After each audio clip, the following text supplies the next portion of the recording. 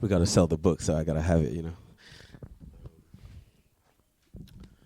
Wow, that was crazy. But yeah, I just want to say thank you to everyone for coming to this book launch. Move I Dare You by Taoheed Bayo. My name is Kazeem. I'm founder of and creative director of New Currency, which is For the youth. a global youth culture platform that documents emerging ideas from around the world. And we have a print magazine and, do interesting events. And, I was really excited that Taoheed reached out to me. We have a very personal, there's a lot to get into in terms of this conversation, actually. But I'm just going to let you introduce yourself, and then we go from there. My name is Taoheed Bayo. Let me add that part. I think my mom will be proud. She likes when I say my last name. Name is Taoheed Bayo. Artist, polymath. I love learning. And in the word polymath itself, it's a learning much. So that's kind of how I see myself. I learned how to dance, learned how to travel, make films, make books. And yeah, I think my life journey is just about learning. So that's kind of how I describe myself. Yeah, I guess to get this started, it's for me, I think it's very important to contextualize even the fact that we're here, because I think our journeys are very, very similar.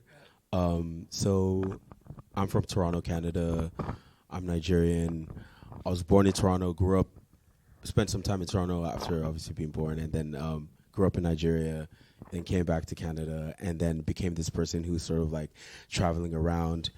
You're born in Lagos, you moved to Minnesota, and then you go back to Lagos and then produces this film. And then, we've sort of been, I've not seen my apartment since, September last year, and I've been just moving around. And I think we're sort of similar people. We met in the context of us traveling around, and just to give you context, we met at a gallery show in London, TSE's gallery show in 2021. But yeah, I guess the first question I want to ask you is before we get into the film and even the book is Right. What was the sort of, I guess, catalyst that sort of drove you to be you know what, I want to sort of leave home and start going out there and meeting people and traveling? Yeah, I think I've always been extroverted growing up, so I've always enjoyed exchanging words, exchanging smiles with people. And I went to uni in Minnesota. After graduation, I felt like I might have reached a pinnacle of connections out there, and I wanted to connect beyond. And I thought, what better place to go to connect beyond than Europe? And I chose Europe at the time because of the ease of travel, right? You can hop on a plane and be in Milan in 2 hours. So that was the catalyst. I wanted to see new faces. I wanted to meet new places as well. I love just people watching, place watching, and just staring at the trees and just the little things. So those were the things that inspired the travel, or that started it. Right. Was there something in particular that, is there something specific in particular that you're yearning for in sort of these travels? Because I see those elements in some of the the text that you've written in the book, but I'm curious for you to explain if there's something specific you were yearning for that you wanted to find. Right. I think the book in itself is a journey of self-exploration. I think when I started traveling, I just bought a camera and I was like, I'm going to take pictures of people and places. And then over time, I became more intentional with that. I wanted to immortalize these faces that I'm seeing and these places that I'm meeting. And I was like, what better way to do it than to, take photographs? And then over a year or two, I accumulated multiple photographs. And I was like, I can't just post this on IG. I'm going to be patient with this.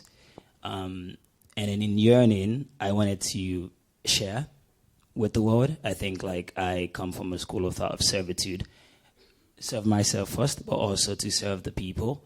And so for this, I wanted to invite myself to transit, but also much more invite my neighbor as well to do the same. But I guess my assumption is when you were traveling, you weren't even thinking of a book. No, I wasn't. Exactly. So what were you thinking about? Quiet epiphanies. I wanted to watch the sun sets. I wanted to watch the moon rise. I wanted to like have dinners. I wanted to see my people laugh. That's all I wanted.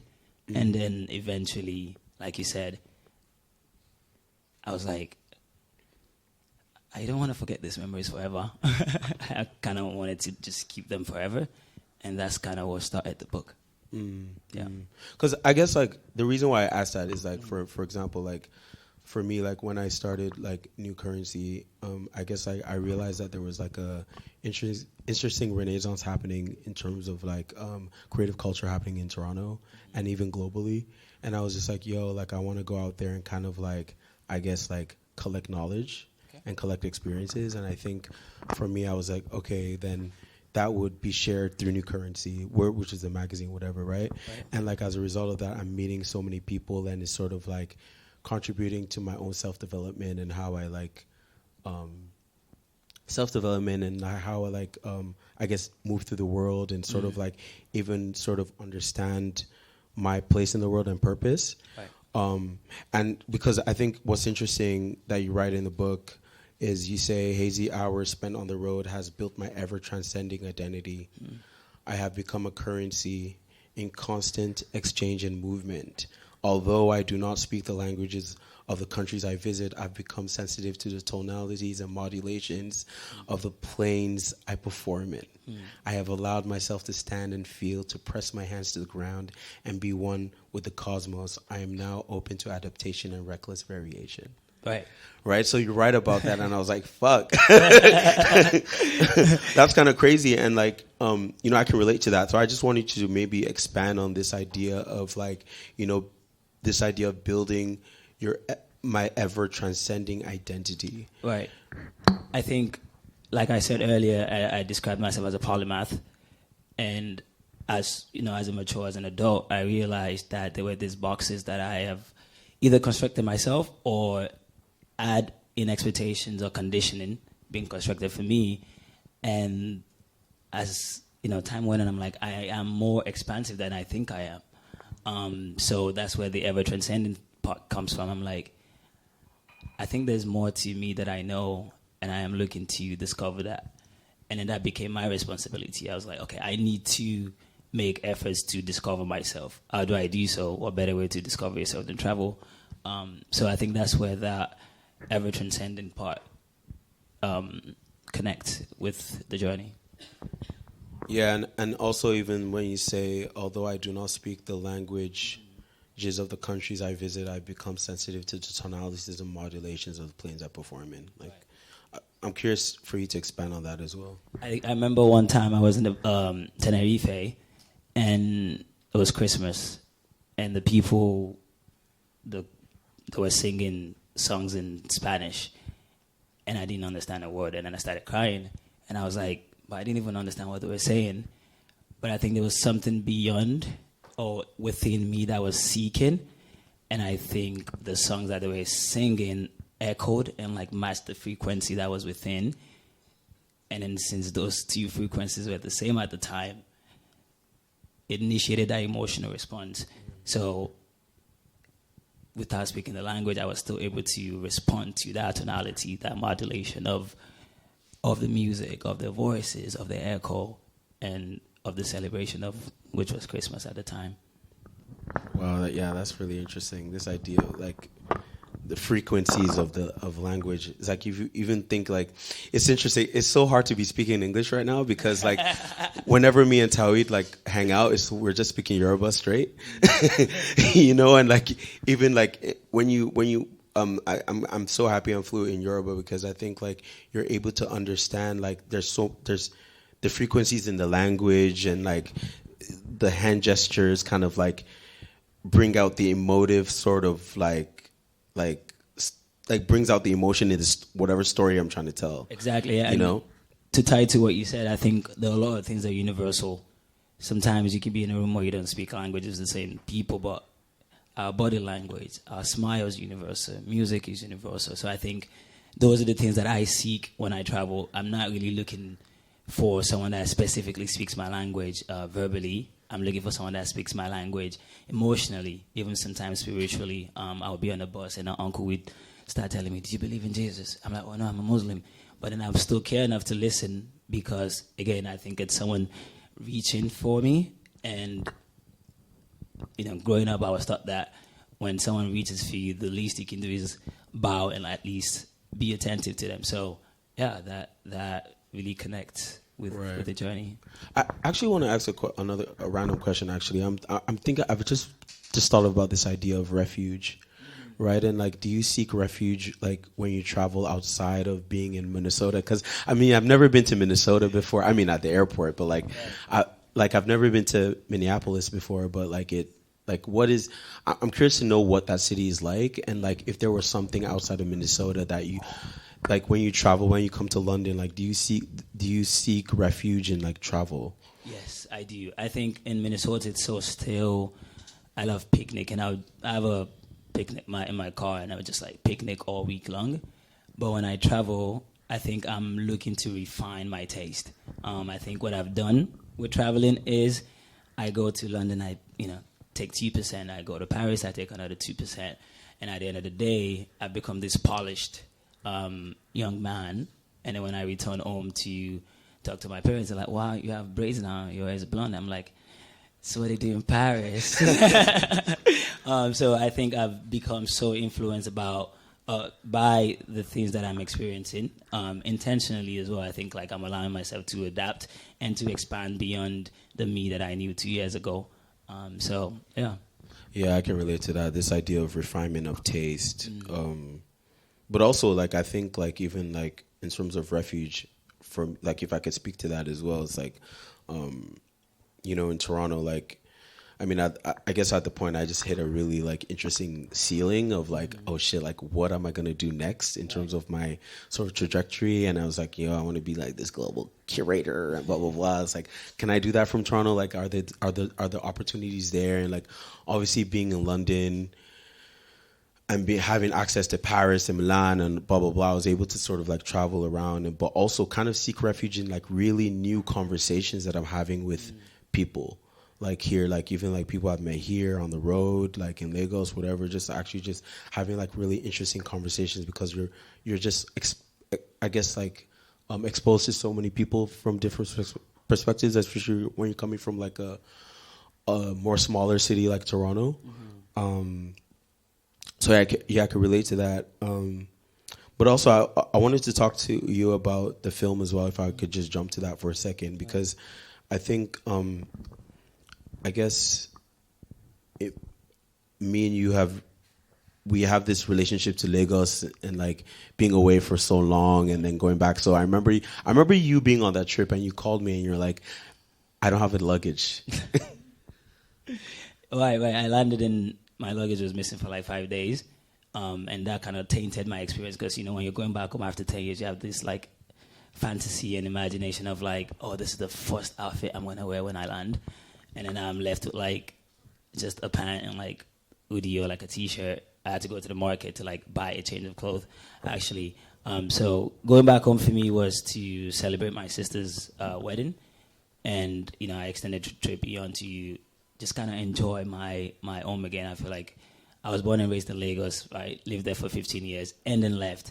But a lot of me is Lagos. The language that resonates with me the most is Yoruba. I can think about anything in Yoruba, then I translate it to English. So for me, I wanted to kind of reconnect with that part of myself. And it felt new, even though it was like, still the same old Lagos, but it still felt new because, like, again, in expanding and like coming to London and traveling to all these places, I have kind of opened a new shell within myself. And then when I went to Lagos, I was able to receive all of the energies. I was able to express myself, feel all of the emotions. And then being around family, there's nothing really better than being around family. As much as I love traveling and like, grazing the horizons, I think like the things that I look forward to is like looking forward to like my mom like complaining about something, or my twin brother like getting mad about something so simple. Those are the things that I really do look forward to even after traveling all these places.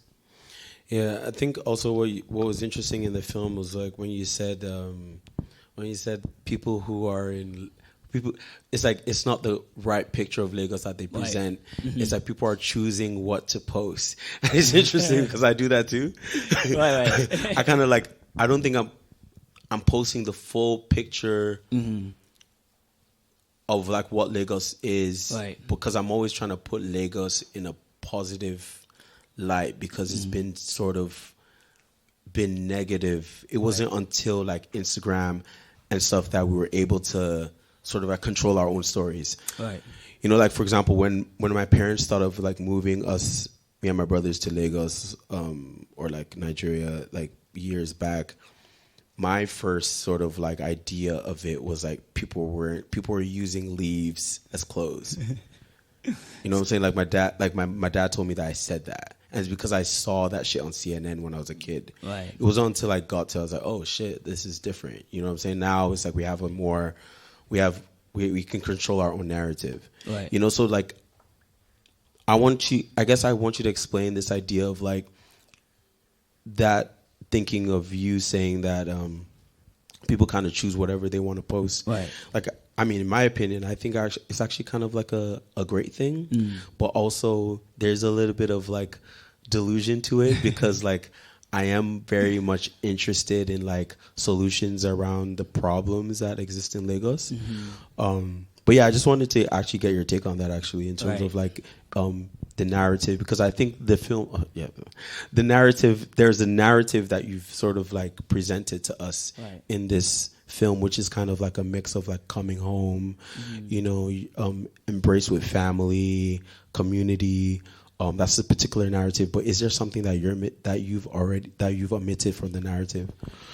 I think the way I think about Lagos like a spirit, like good and bad spirit. So like I kind of have to acknowledge both, and also we have to like remember that we are at the forefront, right? We need to really control the narratives. Like you said, your first thought about Lagos is people still wearing leaves or like living in like huts, which is not the case. I mean, there are still people that live in huts, but we're beyond. We're civilized. Nigerians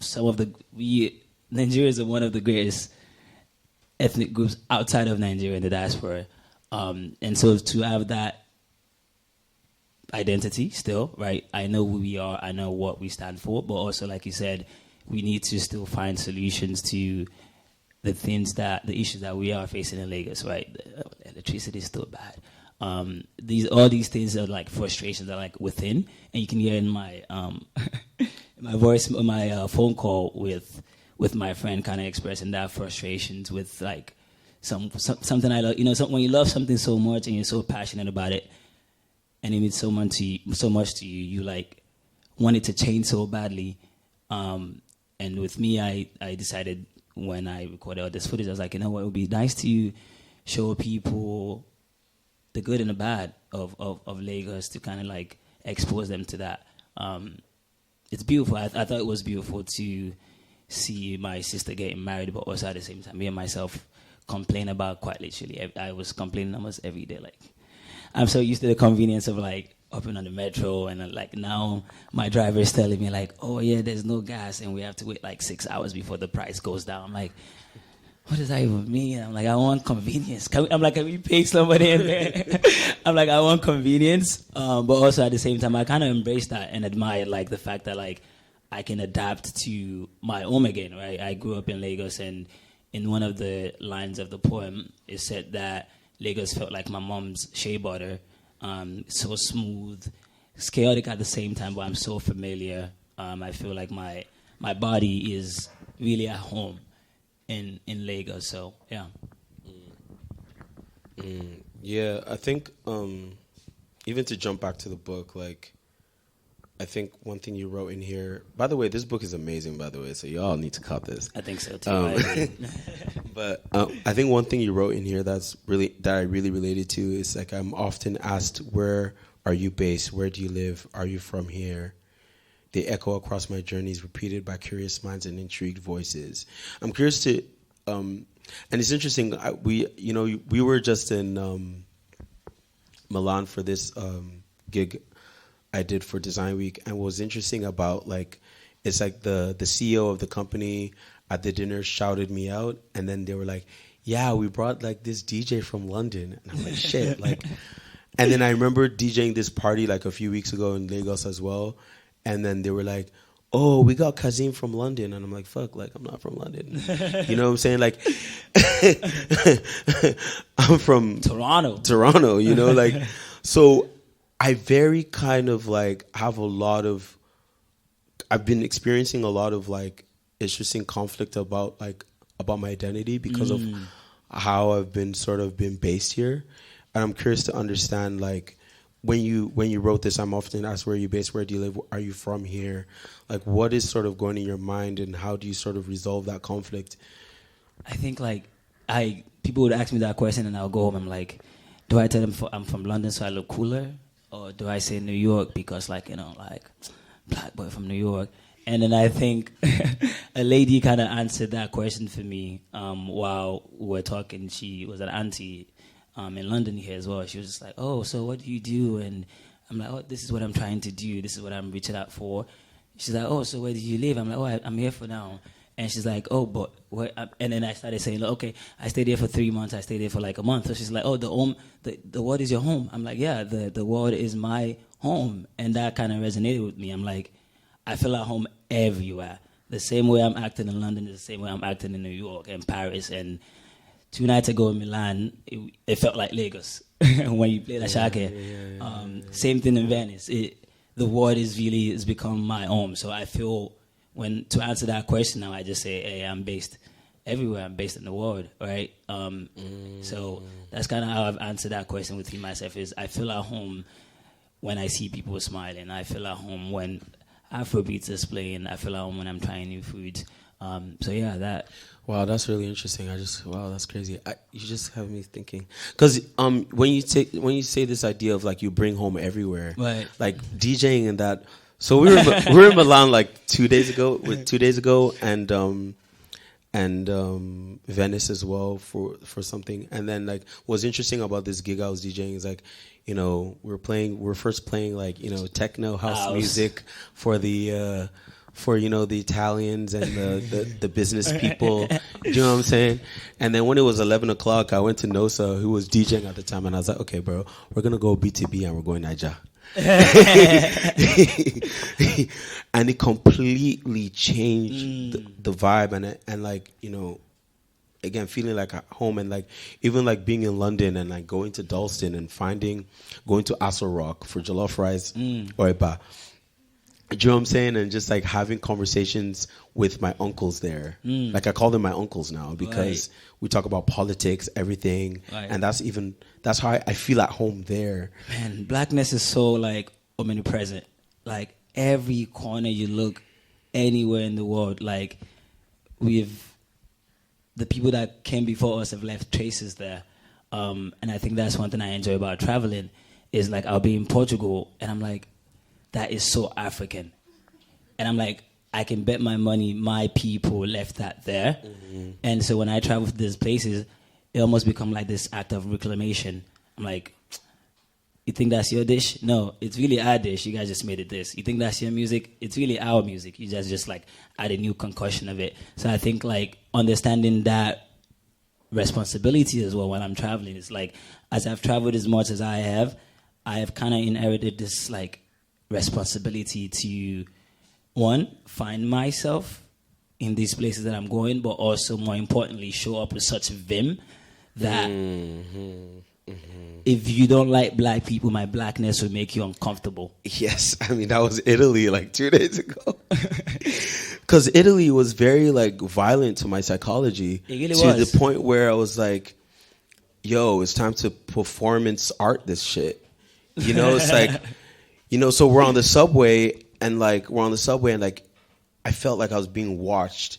I mean, and then I was like, well, I'm going to be me. So I'm speaking Yoruba like very loudly, you know what I'm saying? Just be myself, not even, you know, not like, and it just felt much better to do that than just like trying to, I guess, like, you know, compose myself to this sort of thing because I'm in these spaces. And even being in Venice, for that night we were there like 2 days ago or whatever, a day ago, and like what was interesting about Venice was like again like I felt extremely uncomfortable there. It wasn't until like we went to the Nigerian party that Kem was DJing. Shout out to Kem. And like I seen Kem, she's wearing like this Nigerian dress. I was like, okay, bet I feel at home. You know, she's playing Nigerian music. Right. I was like, you know what I'm saying? I see and then I feel comfortable. Right. You know, so I guess like you've been in like, and just to, you know, I'm just kind of weary of time, but like I guess you've been in like, you know, all these like European countries.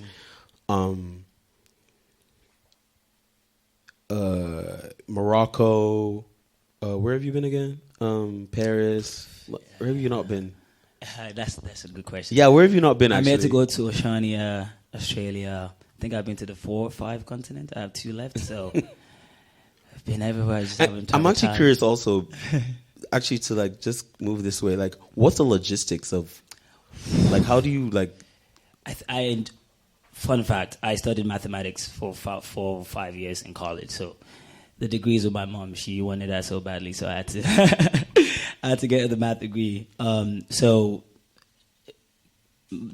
I see things in shapes. I see things in numbers. Like when I see a lot of things, I'm already immediately analyzing the features of it. The type. I'm like, oh, I wish that looked this way. How much did that cost? Okay, how can we mitigate that risk? So when I'm traveling, I can plan a travel next year immediately, like right now, because I understand the power of money as well. I think one thing that I've learned while traveling is the power of money, but also grace. I think that that's something I'm like, okay, I know I am good at mathematics. I know like this thing is intuitive to me, but I think there's so much to be said for grace. I think like God has given me this ease and grace to arrive somewhere without enough money, without knowing anybody. When I came to London 2021, I knew nobody. I had my 2 suitcases though, so I knew those guys. I knew nobody, but I trusted in the ease that God has given me, that like I am going to find faces that look like mine. I'm going to meet people that smile like I do. I'm going to meet people that speak my language, because Nigerians are really everywhere. So I trusted that. And then with the grace that I have, I am able to adapt. If this was the plan and that wasn't the plan anymore, I adjust. But the mathematics background is really what informs the logistic. Where am I staying? How long am I staying there for? How far is it from the airport? When I'm traveling back to a different place, how long do I need to be there for? Sometimes I even check like, oh, are there any natural occurrences that might occur there? Like I remember one time I went to Rome and they closed down the airport for like 2 days because I think there was a fire in Greece. And I was like, how did I miss that? I was like, I should not have been missing that, because I had so many other things that I had to come back to do in London that I couldn't do. And that frustration kind of reminded me like, yeah, you missed that. You cannot miss that again. And to make sure I don't miss that again, I added that mistake to, I've learned that now. Now when I'm traveling, I want to check, you know, are there any natural courses happening in these places? So yeah, it's just learning as well, learning as I go. But I have an intuition for just numbers. Like, yeah, that's just, yeah. Yeah. I think also like, also your ability to sort of adapt as well. Because I've been traveling with so also history too is like I've seen Taoheed in different cities in the past 2 years on being like the way you just the way you operate, like in all these, like every city I've been in, somebody's like, yo, do you know Taoheed? It's like it's actually mad. And then and also even like yesterday, when we were in Venice, we had a accommodation. We were supposed to be on a boat. And then it flopped because the boat was stuck somewhere else. In Murano. Yeah, and then obviously with me, it's like, with the way I plan, because I obviously travel a lot, so the way I like plan my travel is everything is patterned. You know what I'm saying? That's the one British word I've used. Like, everything is patterned, you know what I'm saying? And it's like, I'm like, okay, I know what I'm doing. I know I need to be at that party. I know all the logistics. This is the first time I'm going to Venice with kind of no plan and the thing. So here I am. I'm telling like Toyota, I was like, yo, I'm about to get on a train back to Milan. Yeah, this one was looking at. I'm like, we already traveled 3 hours to Venice from Milan. We landed, accommodation is all messed up, and he's already looking at train back. I'm like, yo, I'm in Venice. First, we're gonna find food. And this accommodation stuff, we're going to figure it out. There's like 10 apps. And 2 seconds is like, okay, we're going to go eat there.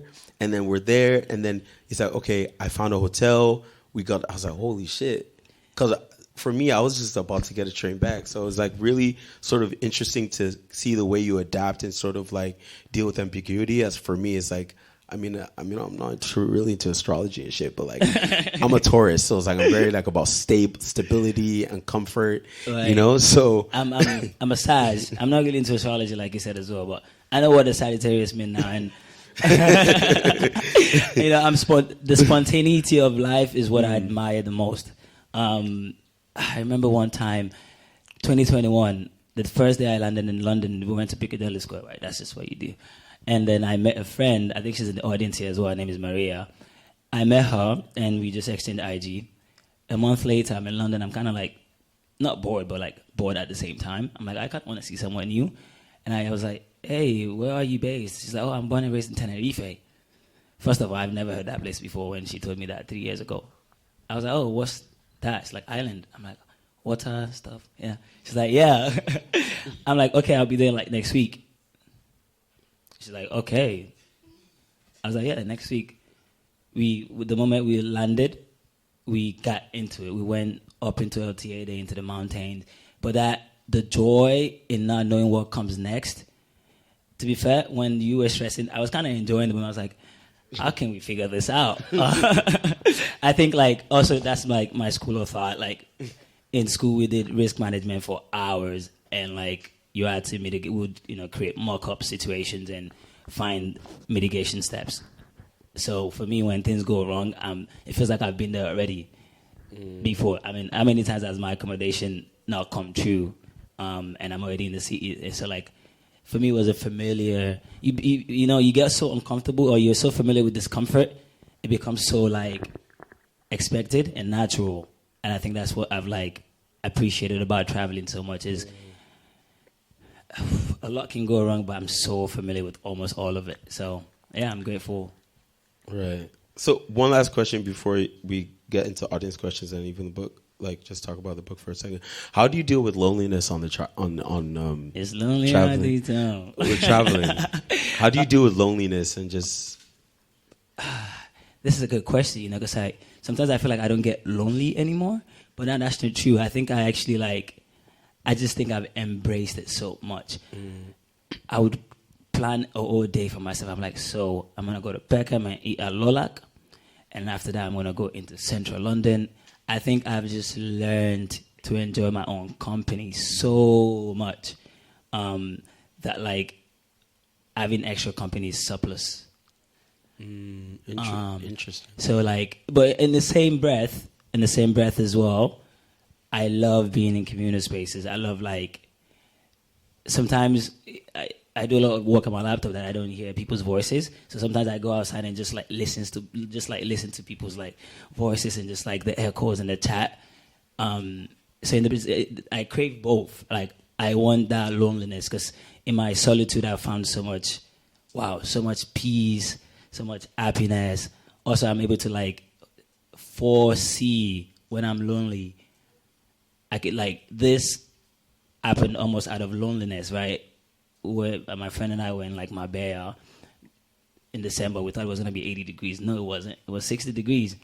So now we're sitting separate rooms. I'm just there like, what to do? Nothing to do. 60 degrees in Marbella. Nobody do anything in Marbella in 60 degrees weather. So we're just like, well, Fahrenheit. Sorry, I forgot I'm in London. 60 degrees Fahrenheit.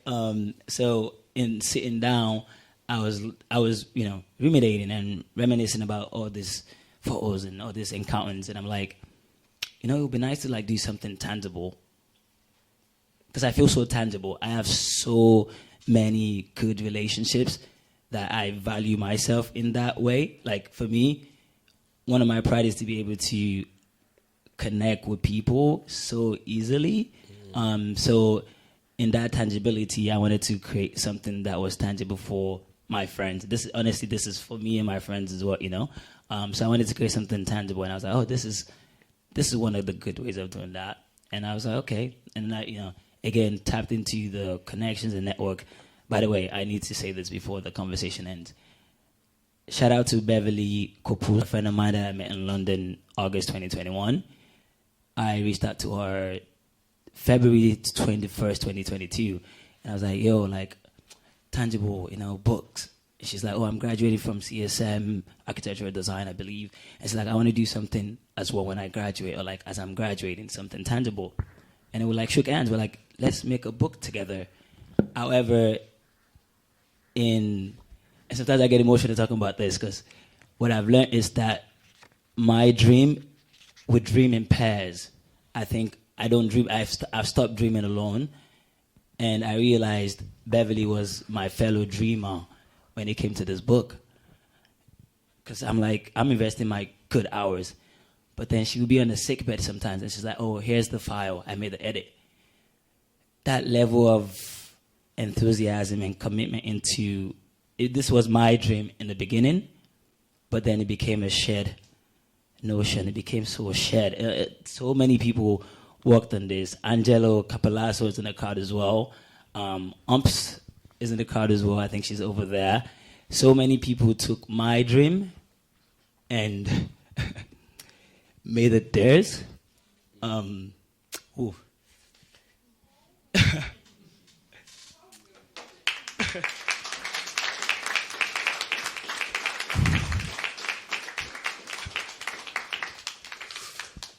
Man, wow. Now, so many people made my dreams theirs. You've made my dream yours tonight. When I reached out, like, yo, new currency. You're like, done. I'm going to reach out to reference point. You didn't even ask me to write a prompt, because I knew how this went. Proposal, this and that. But you're like, oh, covered.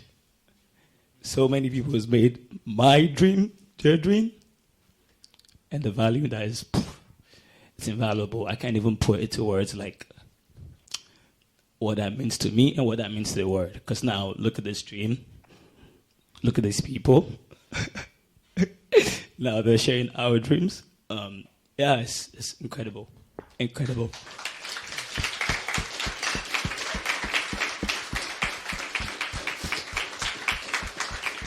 And this is why you have to cop it.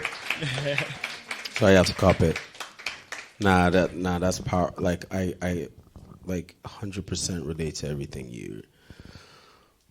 you're saying, because all the shit you're saying like really applies to like everything that I've been trying to do as well. So that's another conversation. And I need to shout out Kaz, and I think a lot of people in the crowd already probably know who Kaz is. But when Kaz says for the youth, for the community, this is not no social media stuff. This is in real life. I've seen this man take other people's ideas and run with it, with them, for them. And I think there's so much power in that, because when someone else believes in you as much as Kaz do, you don't even have a choice but to believe in yourself. Like, truly. Like, watching this man over the last 3 years, 3 issues of New Currency magazine, 1,000 conversations of the many things that he wants to contribute to our world, to his world, the impact that he wants to make for the people. And I think that selflessness is something I aspire to reach. I want to, in my life journey, when I'm all said and done and sitting down, I want to look back and say, I served myself and I served my people. And Kazeem, I served himself and he served the people 1,000,000 times. So when I say Kazeem, I say fucking Kazeem. Anyways, we're gonna get to thanks. So I guess we'll just take a few minutes to, if anybody has any questions in the crowd. Don't be shy. If you don't have one, just make it up. Go on, brother. We can hear you. Is that work or more?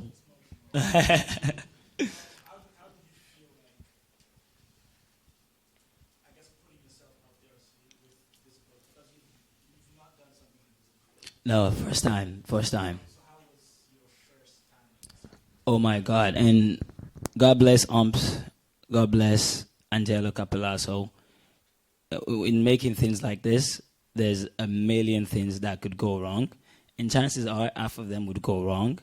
But I think that I had so much trust in the pillars that I had around me. We worked in different time zones. I'll be in Minneapolis, New York. Umps will be here in London, so 6-hour difference. And these people were willing to cut into their sleep hours to answer my question. Again, this is my first time, so I basically asked every question you can ever ask about making a book, and I took notes of all of them. And sometimes I would ask those questions again because I was unsure, and sometimes you go to the internet, and there's like a million opinions on Reddit, so I'm like so confused. So, like, to answer your question more is I enjoy learning so much. Like, I feel like I've become like an encyclopedia of everything. Like, I went to school for mathematics, now I'm doing art, now I'm making books. That, like, I just enjoy learning new things, especially the ones that, like, I'm not familiar with. So making this was another one of those learning new things, especially the one that I'm not familiar with, especially the places that I'm not the places I want to go the most are the places that I can't imagine yet. I'm like, I wonder what that place is like. I wonder what making a book is like. And then shout out to Kapala. So they told me what making a book feels like. And I was like, you know what? We're going to do it. And yeah. Sick. Any more questions? Are they back there?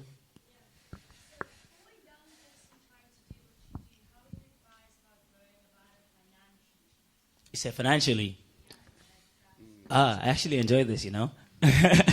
I do something called Winance sometimes with my friends where we sit down and we talk about finance. And you think that those two things don't mix. But, you know, wine creates this level of vulnerability. You know, so people are willing to, like, tell you, like, yo, to be honest, like, all of this that I did was on credit. Or, like, all of this that I did, I didn't have the money for, I had to borrow it. And I think in sharing that vulnerability with me, again, I went to school for this. To answer your question, Jessica, I went to school for mathematics. I studied something called actuarial science. It's like the study of insurance, stats, and risk management. So from age 18, 19, I got my first credit card. And then in the same semester, I was studying something called theory of interest. To answer that question is knowledge. You have to find anything that seems unfamiliar, you have to go find it. There's so many resources on the internet. Nerd Wallet, Points Guy. There's people who literally have like pages of information about how a credit card works. So many things. And again, in being here today, you guys have closed like 1 degree of separation, 2 degrees of separation. If you take my Instagram or phone number and you reached out to me about any questions, anything when it comes to finance, credit card, savings account, checking account, anything in that realm of math and finance, today, in celebrating me, we've closed this degree of separation. I will answer all of your questions. And the ones that I don't know answers to, I know somebody that do. That's the beautiful thing about life, is like the things I know I don't have answers to, I know classmates that are still in touch with that are way more familiar with these things than I am. So, yeah, to answer your question, Jessica, I think like I sit down at least twice a month to look at my expenses and my incoming revenue. And sometimes I'm like, I'm already in deficit. How do I fix that? Okay, I'm not going to go out this week because I know what that means. I have a surplus of money coming in. I could do that. But then to buy $1,000 flight, because the thing with traveling is it's not small expenses, right? It's not $20, $50. Sometimes you're buying a flight for $1,500. That's a big expense. No matter how much money you're making, $1,500 is a good way in the negative direction. So like it's really sitting down and saying what's coming in, what's going out. And then beyond that is we have these things in places already. Credit cards, right? Do not spend more than you, don't buy more than you can chew. However, there are resources that you can lean into to really, it just gives you room to like maneuver, right? When I started traveling in 2021, and there's so many perks as well, right? Because these credit cards will give you points, and then my first flight to London in 2021 was on my Chaser Fire card. They gave me 60,000 miles or point. My flight to London was free. My flight back home was free. So there's so much to learn in that realm of like perks. It's a game as well. You know, you have to understand these people genuinely want you to have depth. Like, that's how the credit system functions. They need you to be in debt, right? So you know that, okay, we're going to play this game. I'm going to be in debt for 2 weeks, and I'm going to pay it back, but now I've got the point, and I'm going to use that to buy a free flight. So, yeah. But Jessica, just, text me. Just text me or call me. We'll talk about this for like 4 hours. I like nerding. I like nerding out about this stuff because, like, this is the stuff I actually really, really enjoy as well. So, yeah. So any more questions? Maybe one or two? Yeah. Oh, hard.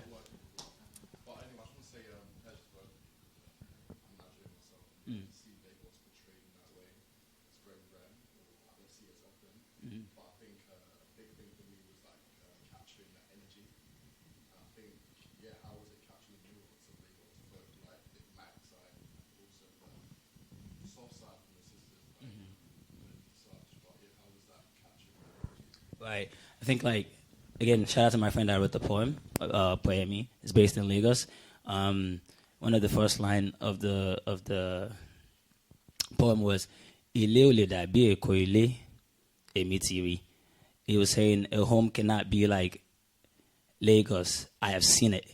I have seen Lagos. I was born and raised there for 15 years. I know what the tapestry is. I know the landscape. I know the terrains. However, in being away for 10 years, I'm like, oh my God, there's so much we can fix. There's so much that we need to, like, it's our country. I feel so personal. I'm like, we need to elevate our country. Like, there's nothing that these European countries have over us. We have so many resources. So in wanting to, in that passionate sense, I was like, I need to show my experiences in the both sides as well as my frustrations, really. I feel like sometimes when I talk about Lagos, I get frustrated because it means so much to me or like so much to us that like we're like, how can we change this? How can I impact this? And it's the little ways, right? Making a film. I love talking to people in Lagos. My friend who was in the crowd, Toby, the cinematographer for this, we met on the internet. He's based in Lagos. 16-year-old when I met him. But he was so like enthusiastic and passionate about the place that is Lagos. I was like, you know what? Come follow me around. Let's experience Lagos together. Let's capture this thing, this spirit that is Lagos. Because if you are in Lagos, I swear to God, you almost feel overwhelmed almost every day. It's like I don't even know how to describe it. I guess try being in traffic for like 6 hours. It's just things you can't explain, like being in traffic for 6 hours after being in London where the Central Line comes every 1 minute. Yeah. You're just there like... Nothing starts on time. Like if somebody says 7, just get there for 10. So all of that, frustrations, you can hear that in my voice.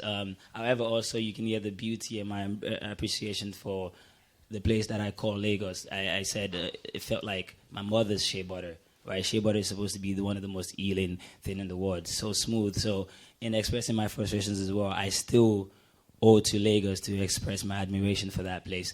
Lagos made me. I left when I was 15. I speak Yoruba so fluently that sometimes I even think it's romantic. I'm like, Yoruba is such a romantic language. People are like, no, stop. But I just have so much admiration for the things that made me who I am. A lot of my values and beliefs, and I know sometimes my beliefs might not be true, still mine, but a lot of my values, I hold on to my values more than my beliefs, because your beliefs cannot be true, but your values are so true to you, nobody can change that, right?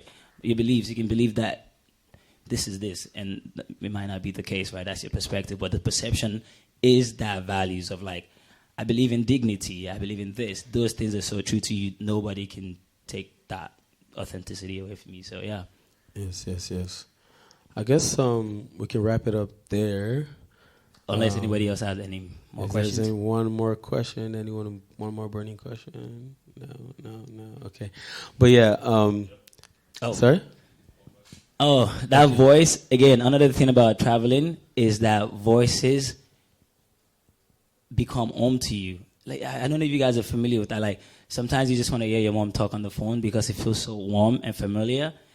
Adekoka's voice there, it feels so when I hear his voice, I can imagine like the first time we met. I remember we met at, I believe, Serpentine Gallery. We went to see an exhibition there, and we're just walking, and it's like, oh, T-Boss, take your shirt off. We were about to do a shoot.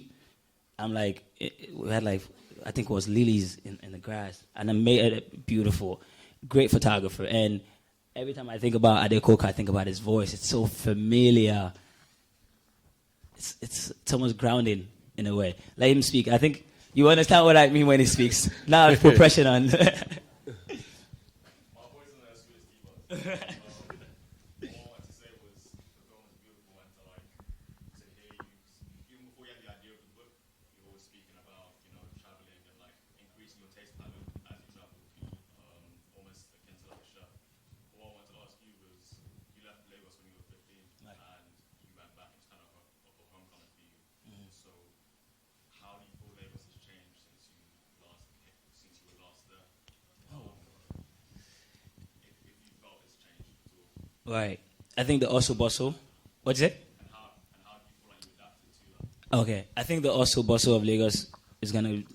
It might stay the same forever, but I think a lot of the things that I felt change was the places that I had access to now, right? Because when I was 15, there were certain places I couldn't go because it was unsafe. In being an adult, I'm able to go to those spaces in my own liberty now. And then I was able to see a different side of Lagos. As much as Lagos has all the frustrations that I experienced in my voice, there's so much beauty in our land as well. Being on the beach and relaxing, and there's so much effort being made as well to invite people onto the country. Like, I think Lagos is actually actively trying to like, invite people on. Like, come check out this place that is Lagos. In being home, everything still felt familiar but new at the same time, because again, now I was 50 when I left, and now I'm like 20, I think 24 when I went back. That's like 9 years of like you said when I met you in 2021, that's 9 years of me wanting to build my palette and like new tapestry. And like, so when I went back as this like polished young man, and I now wanted to question everything that like they didn't have answers to.